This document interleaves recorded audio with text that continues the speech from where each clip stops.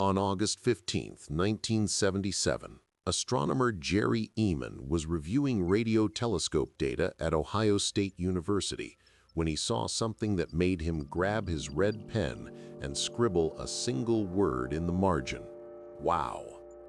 For 72 seconds, a radio signal 30 times stronger than background noise had arrived from the direction of the constellation Sagittarius. It had precisely the characteristics scientists predicted for an artificial transmission from an intelligent civilization. The frequency, the intensity, the pattern, everything matched what we'd been searching for. And then it vanished. Never repeated, never explained, never forgotten. That signal, now known simply as the wow signal, represents something deeper than a mystery. It represents a question that has haunted humanity since we first looked up at the stars. Are we shouting into a universe that's listening, or are we alone in a cosmos so vast that our voices will never reach another ear? Tonight, we're going to explore the most profound silence in existence. We're going to trace humanity's decades-long search for extraterrestrial intelligence through radio telescopes, space probes, and mathematical equations. We'll examine the strange signals we've detected, the deafening quiet that surrounds them, and the disturbing possibility that the answer to our cosmic loneliness might be far stranger than we ever imagined. Because if intelligent civilizations are common in our galaxy, if the mathematics suggest thousands or even millions of technological species should exist, then where is everyone? The silence isn't just puzzling, it's terrifying. Prepare yourselves. We begin. In 1959, two physicists named Giuseppe Cacconi and Philip Morrison published a paper with a radical proposition. If intelligent aliens exist, they might be trying to contact us using radio waves at a specific frequency, 1420 megahertz, the frequency at which hydrogen naturally emits radiation. Why hydrogen? Because it's the most abundant element in the universe. Any civilization advanced enough to build radio telescopes would know this frequency. It would be the universal channel, the cosmic water cooler where advanced civilizations might gather to listen. 1 year later, astronomer Frank Drake pointed the Green Bank radio telescope in West Virginia toward two nearby sun-like stars, Tau Ceti and Epsilon Eridani. For 4 months, he listened. He heard nothing. But that failure launched an entire field, SETI, the search for extraterrestrial intelligence. Over the following decades, scientists would scan millions of star systems, listening for patterns in the cosmic static, anything that couldn't be explained by natural phenomena. The mathematics of contact. Before his first SETI observation, Frank Drake developed what became known as the Drake equation, a way to estimate the number of detectable civilizations in our galaxy. The equation multiplies several factors: the rate of star formation, the fraction of stars with planets, the number of planets per star that could support life, the fraction that actually develop life, the fraction that evolves intelligence, the fraction that develops detectable technology, and crucially, how long such civilizations remain detectable. Plug in optimistic numbers, and you get thousands of civilizations broadcasting right now. Use conservative estimates, and you might get just one: us. But here's what makes the equation haunting. Even with conservative estimates, there should be others. The Milky Way contains roughly 400 billion stars. Even if only a tiny fraction host intelligent life, the numbers suggest we shouldn't be alone.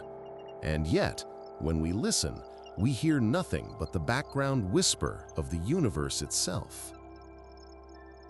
In 1950, during a casual lunch conversation at Los Alamos National Laboratory, physicist Enrico Fermi posed a question that would echo through the decades. Where is everybody?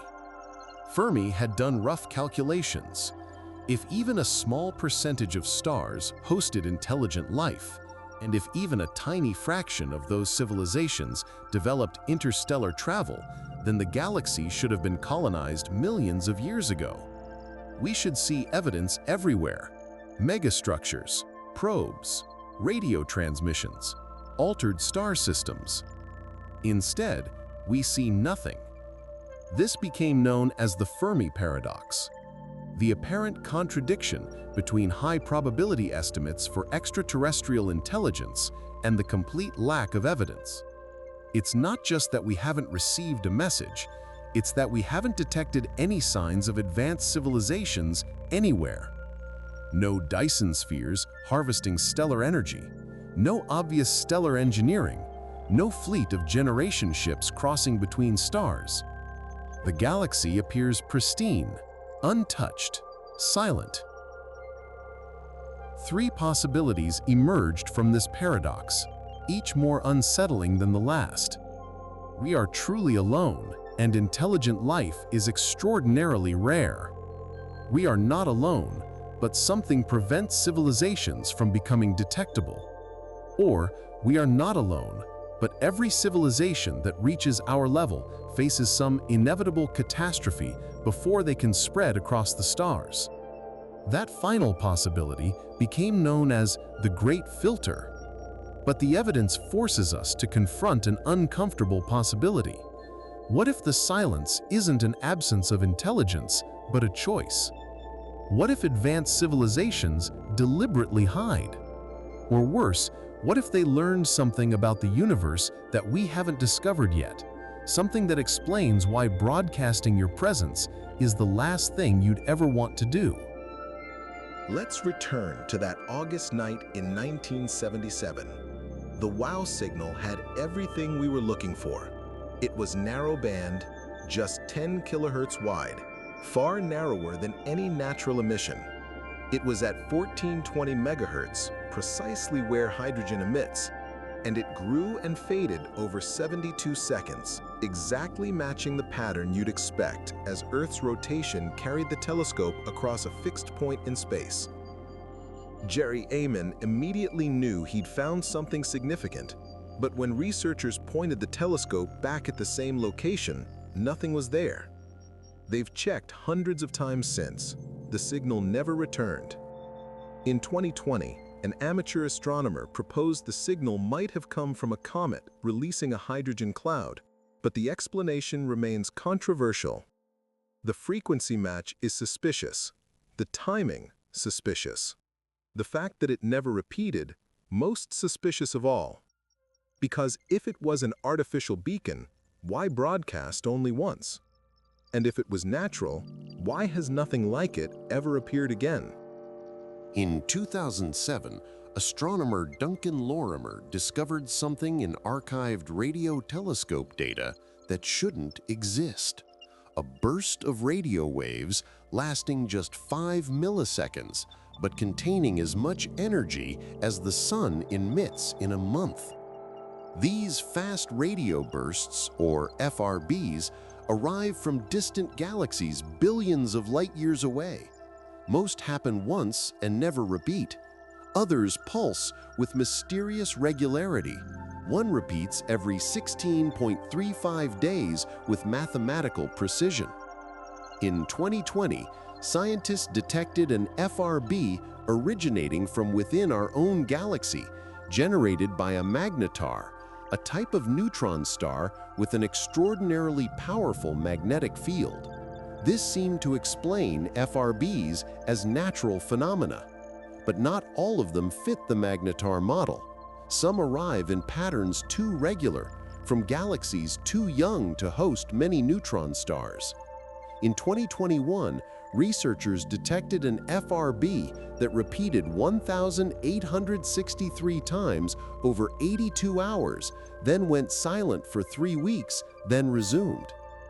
The Harvard astronomer Avi Loeb suggested that some FRBs might be leakage from alien power systems, massive radio beams used to propel interstellar spacecraft using light sails. If a civilization wanted to travel between stars without carrying fuel, they might use ground-based lasers or radio beams to push lightweight craft to a fraction of light speed. We'd only detect these beams when Earth accidentally crosses the beam path, a cosmic lighthouse sweeping across the galaxy. Most astronomers remain skeptical, but the pattern is undeniable. The universe keeps producing signals that are almost, but not quite, explicable through known physics. In 2015, citizen scientists examining data from the Kepler Space Telescope noticed something bizarre about a star designated KIC 8462852, later nicknamed Tabby's star, after astronomer Tabitha Boyesen. The star's light was dimming in irregular patterns, sometimes by up to 22%, far more than any known planet could cause. The dips weren't periodic, they seemed chaotic, asymmetric, unlike anything natural. When astronomers examined historical data, they found the star had been gradually dimming over the past century, losing about 16% of its brightness since the 1890s. Speculation exploded. Could this be a Dyson swarm, a megastructure of solar collectors built by an advanced civilization to harvest stellar energy? The idea seemed ridiculous until you realized it was the only hypothesis that fit all the observations. Later studies suggested the dimming might be caused by an irregular dust cloud, possibly from a disintegrated comet. But the dust explanation has problems. Dust should heat up and emit infrared radiation, but Tabby's star shows no excess infrared. The mystery remains officially unsolved. More disturbing, in 2019, researchers found 21 other stars exhibiting similar anomalous dimming patterns. Not identical, but similar enough to suggest that whatever is happening at Tabby's star might not be unique. On October 19, 2017, astronomers detected an object passing through our solar system unlike anything previously observed. Designated Oumuamua, Hawaiian for scout or messenger from afar arriving first, it was the first confirmed interstellar object ever detected. Its shape was bizarre, roughly cigar-shaped, about 400 meters long and 40 meters wide, tumbling end over end every 7.3 hours. But the truly strange behavior came as it rounded the sun. It accelerated more than gravity alone could explain, as if something was pushing it. Comets do this. They release gas that acts like a tiny rocket, but Oumuamua showed no visible tail, no gas emissions, no signs of any activity. It was just accelerating, silently, for no apparent reason. Avi Loeb proposed the object might be a light sail, an artificial structure designed to catch stellar radiation for propulsion. If you built a thin, reflective disk, perhaps only millimeters thick, sunlight pressure could push it exactly the way Oumuamua accelerated. The astronomy community pushed back hard. Natural explanations exist. Maybe it was a nitrogen iceberg from a distant Pluto-like world, smooth enough not to produce visible outgassing. Maybe it was a fragment of a tidally disrupted planet. But here's what haunts researchers. Oumuamua should have been spinning faster. As it tumbled, any asymmetric outgassing should have increased its rotation over time. Instead, its rotation remained steady, exactly what you'd expect from a solid, engineered object, not a natural iceberg. We'll never know for certain. Oumuamua has left the solar system, moving at 87 kilometers per second toward the constellation Pegasus. By the time we could send a probe to examine it, it will be trillions of kilometers away. But the silence suggests something is wrong. Not necessarily with our equipment or our methods, but with our assumptions about the life cycle of civilizations. The Great Filter is a concept proposed by economist Robin Hanson in 1996. It suggests there's at least one step in the evolution from simple chemistry to galaxy-spanning civilizations that is extraordinarily difficult, a filter that almost no species passes through. The terrifying question, is the filter behind us or ahead of us? If it's behind us, if the hard part was going from chemistry to life, or from single cells to complex organisms, or from animals to intelligence, then we're safe. We're the lucky ones who made it through. But if the filter is ahead of us, then every civilization that reaches our level of technology faces some inevitable catastrophe.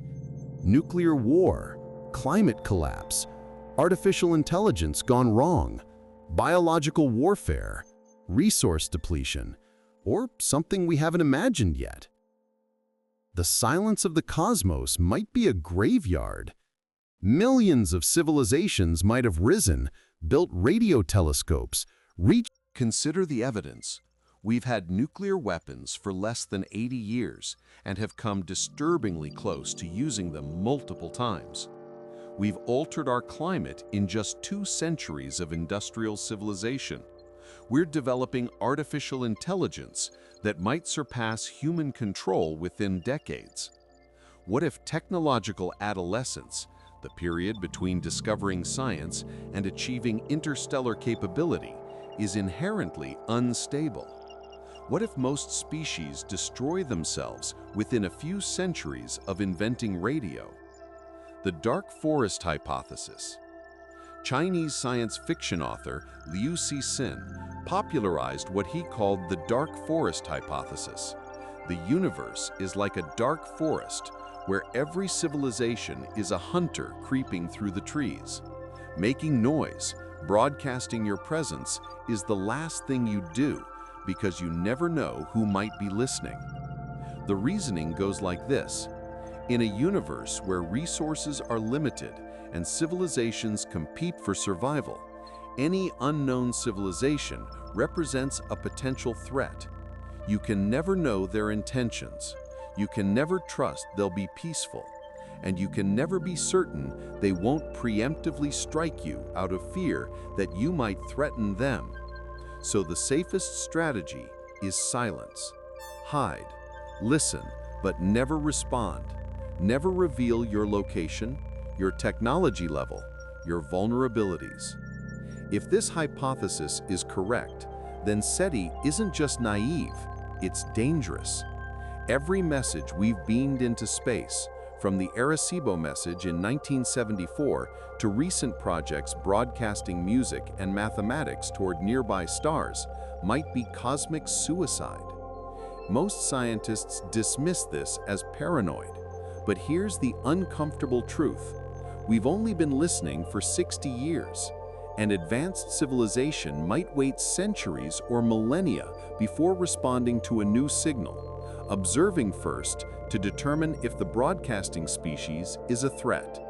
There's one more possibility that explains the silence without requiring catastrophe or paranoia.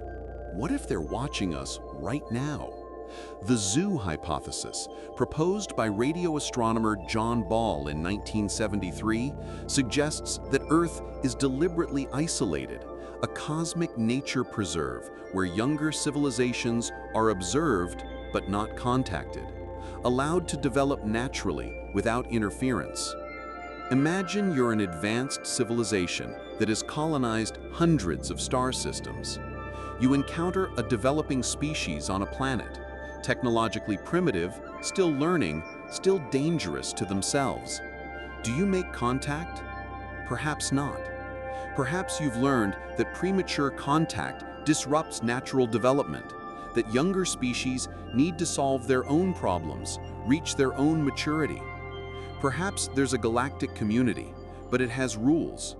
Don't interfere until a civilization reaches certain milestones. This would explain why we see no evidence of alien megastructures or colonization, despite the galaxy being billions of years old. They're here, or at least aware of us, but choosing not to reveal themselves. The zoo hypothesis has a troubling implication. We might be living in a reality where our perceived isolation is itself an artifact of someone else's choice, where free will and destiny intersect with alien observation.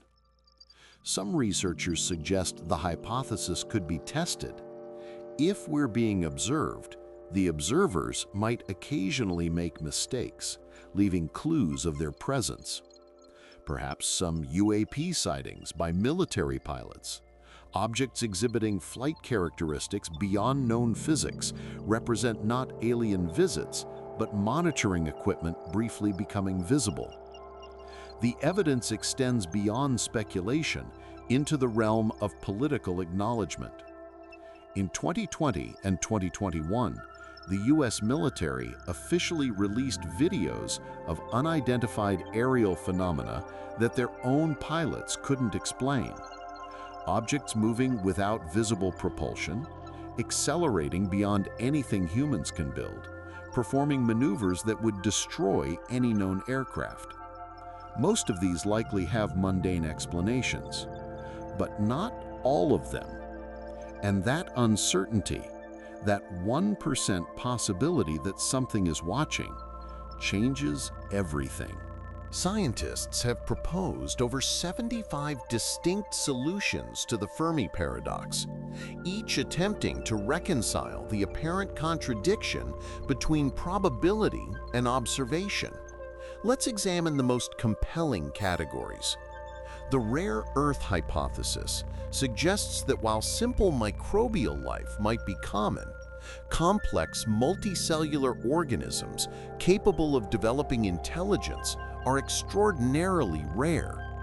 Earth required countless precise conditions: a stable star, a protective magnetosphere, a massive moon to stabilize axial tilt, plate tectonics to regulate climate, Jupiter to deflect asteroids, and billions of years of stable conditions. The probability of all these factors aligning might be so small that intelligent life emerges only once per galaxy, or even less frequently. The timing hypothesis proposes we're actually early, among the first intelligent species to evolve. The universe is only 13.8 billion years old. Early generations of stars lacked heavy elements needed for planet formation. Perhaps the galaxy is only now becoming capable of sustaining widespread intelligence. If true, humanity might one day be remembered as the ancient ones, the precursors to a galaxy-spanning civilization that hasn't yet emerged. The transcension hypothesis suggests advanced civilizations don't expand outward, they turn inward, creating virtual realities far richer than physical space exploration. Why colonize hostile planets when you can build paradise in digital simulations? This would make SETI futile. We're looking for radio signals from civilizations that abandoned the physical universe millennia ago. Researchers at the University of Oxford recently updated the Drake equation with modern data from exoplanet surveys and better estimates of planetary habitability. Their conclusion? The probability that we are alone in the observable universe might be as high as 30%. That sounds low until you realize they're talking about 2 trillion galaxies containing roughly 10 to the 24th stars. Even a 30% chance of being alone means the conditions for intelligence are staggeringly difficult to achieve. But here's where it gets strange. The same calculations suggest that if intelligent life isn't extraordinarily rare, we should have detected dozens of civilizations by now. The fact that we haven't shifts the probability dramatically. Some researchers propose an anthropic shadow, a statistical quirk where our existence as observers guarantees we'll find ourselves in an apparently empty universe, regardless of how common intelligence actually is. If technological civilizations tend to self-destruct quickly, We'd only exist during that brief window before self-destruction, when the galaxy appears empty. This forces us to reconsider fundamental assumptions about our place in the cosmos. We're not just observers seeking data. We're participants in a cosmic lottery where the prize might be survival itself. SETI is entering a new era. The Allen Telescope Array in California, when fully operational, will continuously monitor millions of stars simultaneously. The Breakthrough Listen project, funded by Yuri Milner, is the most comprehensive SETI program ever undertaken, surveying 1 million nearby stars and scanning the centers of 100 galaxies. New techniques search not just for radio signals, but for laser pulses, atmospheric signatures of industrial pollution on exoplanets, and heat signatures of megastructures. We're learning to detect technosignatures, any evidence of technology, intentional or accidental. The James Webb Space Telescope can analyze the atmospheres of nearby exoplanets, searching for biosignatures like oxygen and methane, in combinations that suggest biological activity. Finding even microbial life would revolutionize our understanding of how common intelligence might be. But perhaps the most exciting development is using artificial intelligence to scan through decades of archived telescope data, searching for patterns humans might have missed. In 2023, an AI algorithm rediscovered the WOW signal buried in data and found 8 similar events that researchers had overlooked. We're also listening more carefully to our own solar system. If panspermia is correct, if life can travel between planets on meteorites, then Mars, Europa, or Enceladus might host biology related to Earth life. Finding even extinct microbial fossils would suggest life emerges readily when conditions allow. Imagine the moment. A repeating signal is detected, analyzed, and confirmed. Mathematical patterns emerge, prime numbers perhaps, or the ratio of pi encoded in pulses.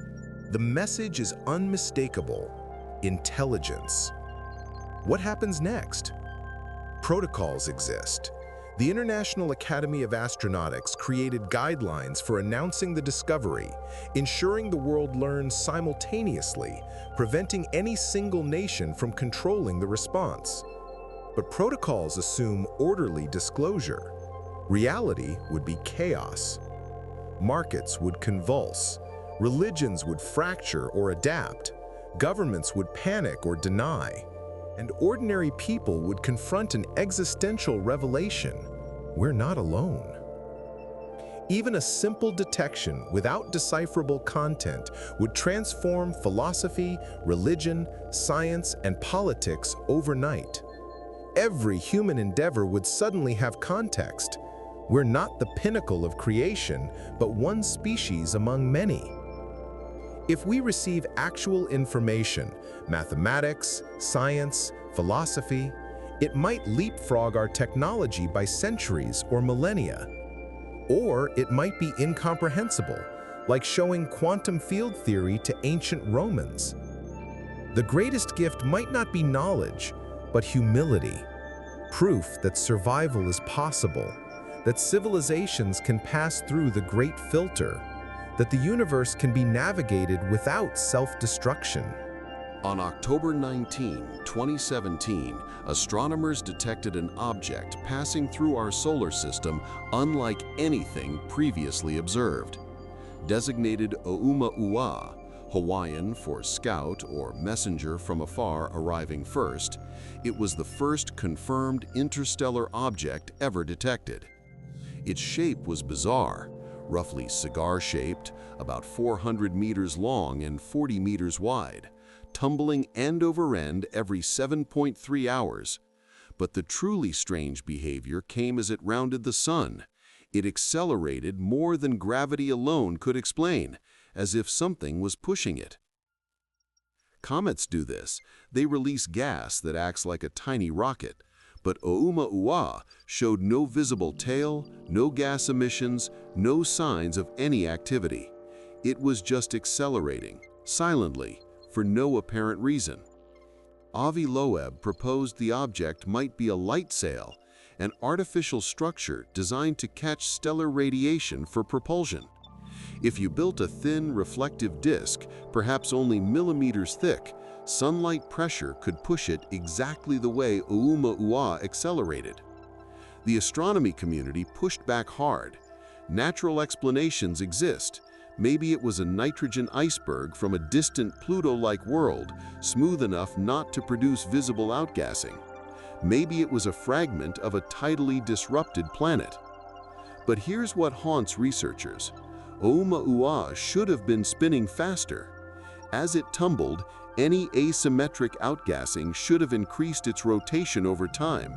Instead, its rotation remained steady, exactly what you'd expect from a solid, engineered object, not a natural iceberg.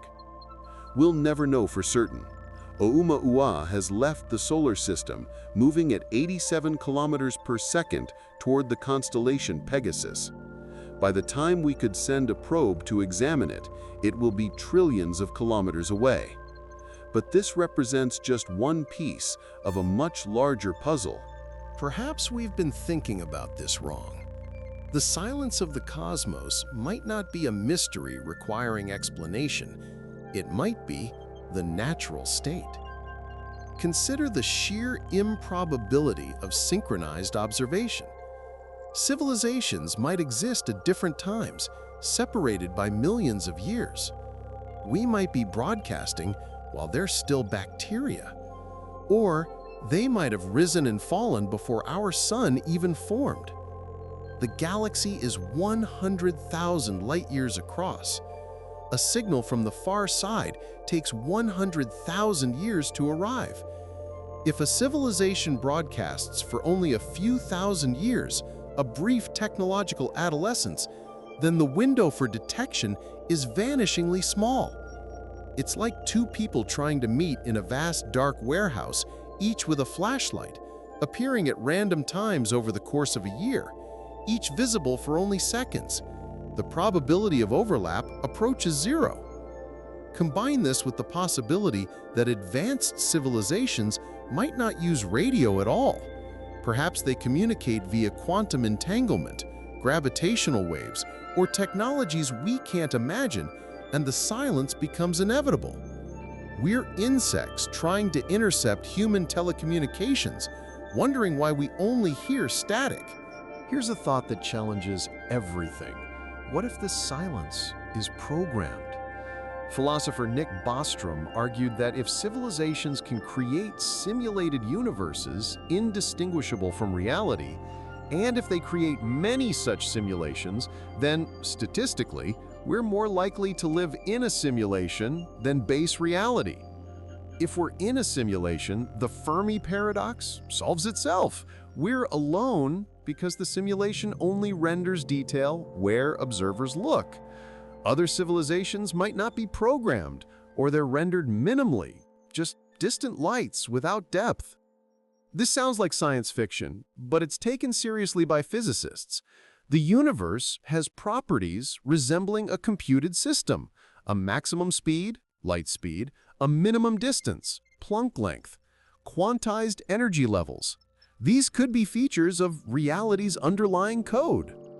If this is true, then SETI isn't searching for aliens, it's testing the resolution limits of our simulation, probing how far the programmers bothered to render detail. And if we find signs of a simulation's boundaries, what then? How do we live with the knowledge that our existence is computed, that we're characters in someone else's experiment? There's one final piece connecting the silence to the universe's ultimate fate. If dark energy continues accelerating cosmic expansion, and all evidence suggests it will, then eventually galaxies outside our local group will recede faster than light, not moving through space faster than light, but carried away as space itself expands. In trillions of years, intelligent observers will look up and see only their own galaxy. The rest of the universe will have vanished beyond an unreachable horizon. They'll have no evidence the Big Bang ever happened, no way to study distant galaxies, no cosmic microwave background to discover. They'll be alone in an island universe, surrounded by infinite darkness. This might be the ultimate answer to the Fermi paradox. Civilizations don't go silent, the universe goes silent around them. Expansion isolates everyone eventually. Perhaps the great filter isn't self-destruction, it's cosmological. Perhaps every civilization has only a limited window to make contact before the universe tears them apart, and we're living at the end of that window. If this is true, then the signals we're searching for might be last transmissions, final messages sent by dying civilizations to anyone who might still be close enough to listen. And one day, billions of years from now, humans or our descendants message into the void, knowing no one will ever receive it. The silence we hear now might be our own future echo. We began with a simple signal detected in 1977, 72 seconds of radio waves that spelled "wow" on a printout. We've journeyed through decades of searching, hundreds of millions of stars scanned, billions of dollars invested, countless hours of hope and disappointment.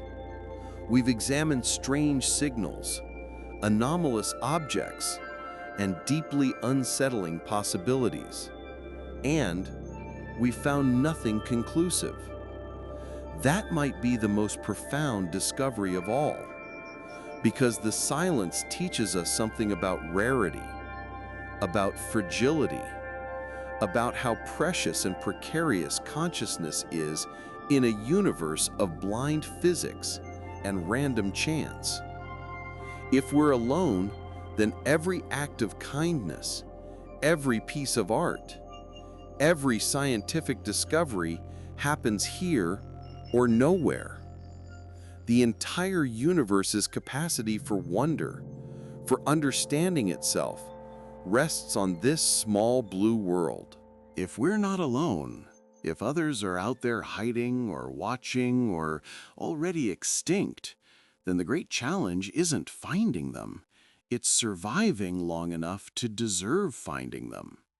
Perhaps the real message of SETI isn't what we find, but what the search reveals about us. That despite our differences, our conflicts, our stupidity and violence, we still look up at the stars with hope. We still believe someone might answer. We still reach out. The universe is vast. The mysteries are endless. And somewhere between the stars, our signal travels outward at the speed of light, a message in a bottle cast into an ocean we'll never fully cross. Maybe one day, thousands of years from now, something will hear it. And maybe, just maybe, they'll know what we're trying to say. We are here. We existed. We wondered about you. Are you there?